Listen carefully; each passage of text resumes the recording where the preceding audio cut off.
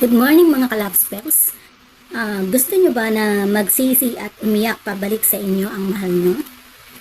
Yes, mababalisa siya, magsisisi at iiyak pabalik sa inyo pag ginawa nyo ang ritual na ito.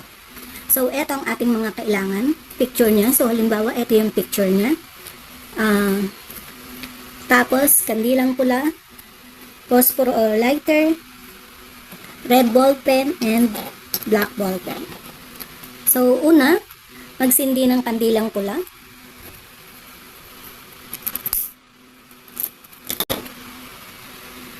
Then, kunin ang picture niya. Isulat sa noo niya ang orasyon na Labatur in Mente gamit ang itim na ballpen. So, ayan. Labatur in Mente. Sa mukha niya, iisulat ang orasyon na Nokaret Malana Murot. Nokaret Malana Murot. Gamit naman ang pulang ballpen.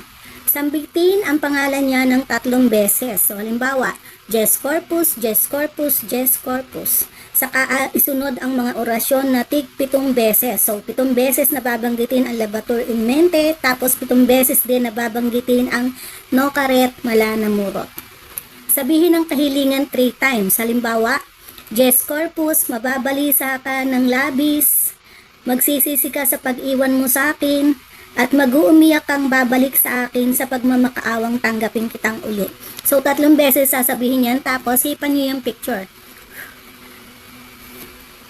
Then, ilagay ang picture sa lalagyan, platito or bowl. Then, patakan ng 7 beses habang sinasabi nyo ang orasyon.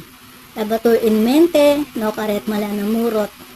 Labatur in Mente, Nokaret Malana Murot.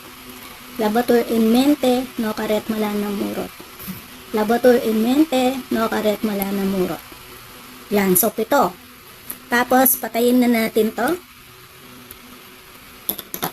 Yan. Gawin araw-araw sa gabi bago kayo matulog hanggang sa bumalik siya sa inyo. Pag gumagawa kayo ng spell, huwag mainip.